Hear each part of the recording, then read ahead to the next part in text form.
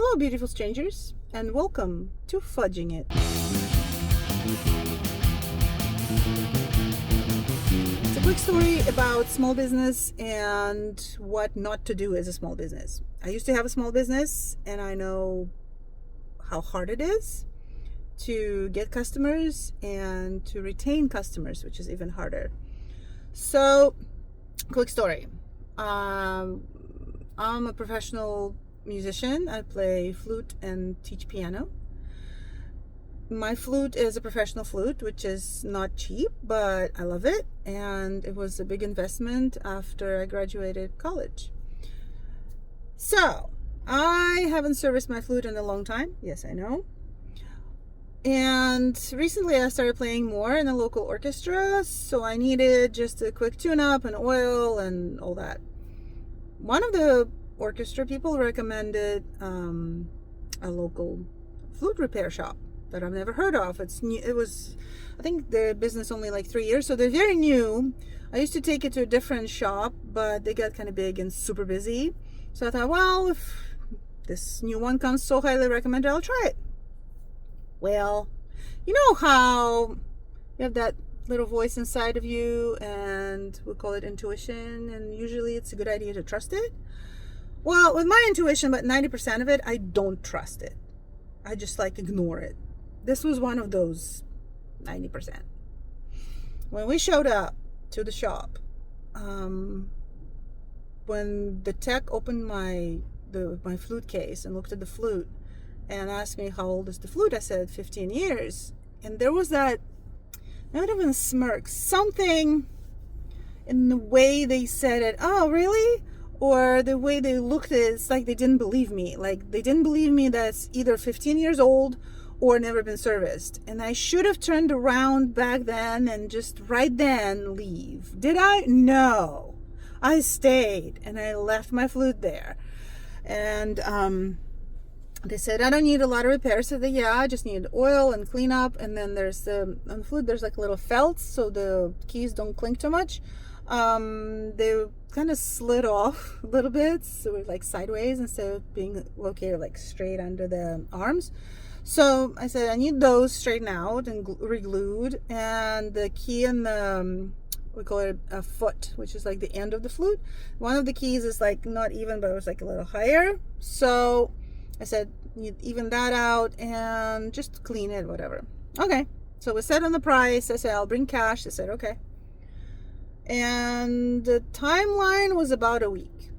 I'm like, okay, cool. So I gave a week. Actually, I gave almost 2 weeks. And then I texted and I said, hey, just taking my flute. How's it going? Have any questions or just want to see the update? And nothing. I'm like, okay.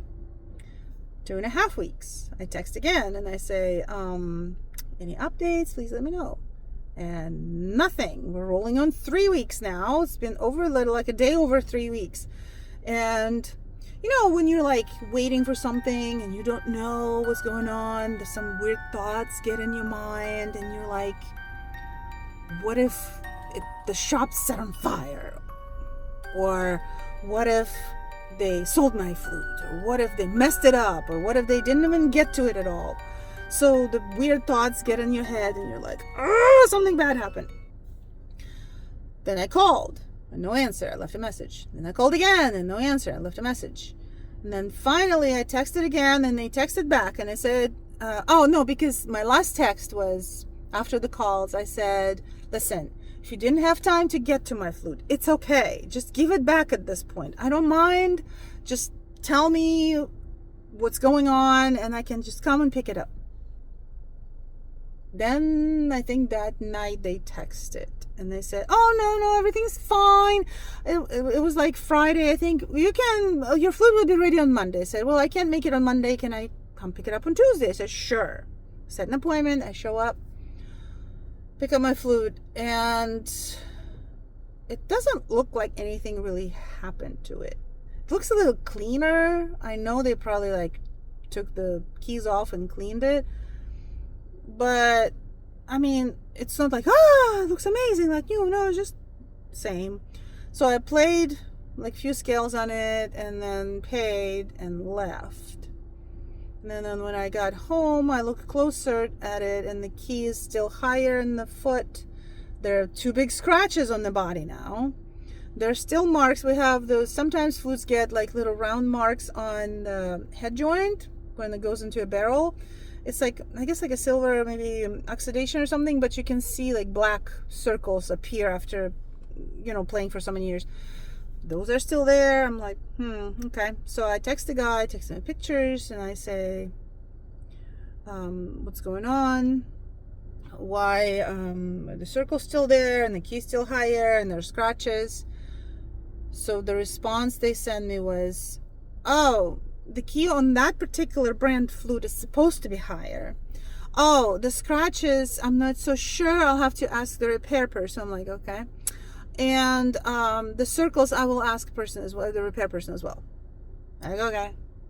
So then I was not satisfied with the answer, obviously. So I called the shop in a different town from us, which is not too horribly far, but far enough where you can just jump in the car and drive there. Well, you could, but it's like 5-hour drive.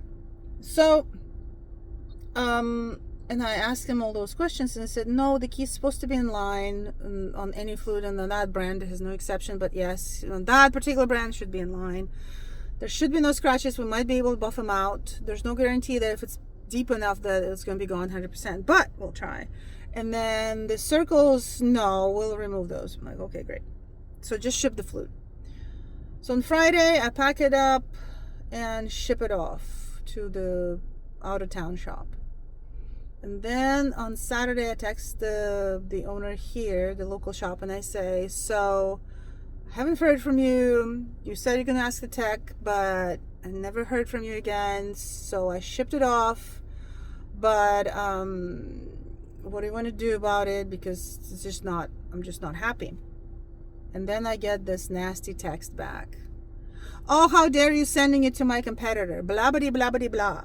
And how, why would you do that? I stand by my, they have this thing like where every customer is going to be happy. I stand by it 100%.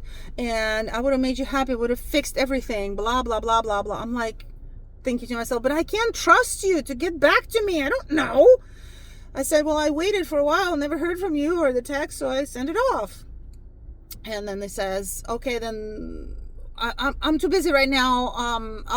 Let's just have a phone call, and there's too much to text next week. I'm like, okay. So next week rolls around. The person does call, the owner does call on Wednesday, I think, and admits that yes, it's their fault for not getting back to me and keeping me in the dark and all that. And I'm like, yeah, not great, dude, not great. And so yeah, and they say, well, come to the shop and we can discuss it with the tech and me, and your money is not good here, I'll give you the money back, your cash. I'm like, okay. So I think the following week after that phone call, I go there and they say, well, do you have the flute back? I'm like, no, it's still in the other shop. And they say, oh, they always overcharge and we are much cheaper. I'm thinking, yeah, because the other shop actually responds to you right away. They have people like answering the phones and emails. Anyway, so so the tech, I said something about those rings, and the tech says, well, I got so much yelled at for erasing those rings from other flute players that I don't do it anymore. I'm like, why don't you ask? You can ask, text me and say, hey, do you want them on or off? Or have some kind of form that says, those rings, do you want them on or off? It's a simple question. It's like, oh yeah, I guess. I'm like, really? And then, yeah, that was, so we talk flutes, we talk with the owner of flutes, he returns my money, and then I felt like we're good. I'm like, okay, I can actually trust these people. I can maybe, because they also sell like student level flutes, I said, well, maybe I can send some of my students to get flutes or for repairs to this shop because it's local, it's great. And we parted on great, note, if you will. And so I guess a day after, I had a question because I found a head joint that I want to put on my flute instead of the one I have. and I wasn't sure if it would fit into my flute, or if I would need adjustments, and if the shop people here would say it's a good head joint for your particular instrument or not, and some kind of advice. So I texted them. That was in April. I'm still waiting to hear back. So, in conclusion, when you're running a small business, or any business, but small business especially, because you want to get new clients and you want to retain clients, please, please, please answer the texts, emails, or phone calls. It makes the customer feel better. It makes the customer not freak out. Even if you don't get to their product right in time, or repair or whatever, just say, hey, we didn't have time, we had too many orders, but we're working on it, yours is next in line, or give some kind of response. Don't make customer wonder of what the heck happened. So that's my rant for the day. But I just thought I'd share this story, and I will not bash the repair shop here, the new one.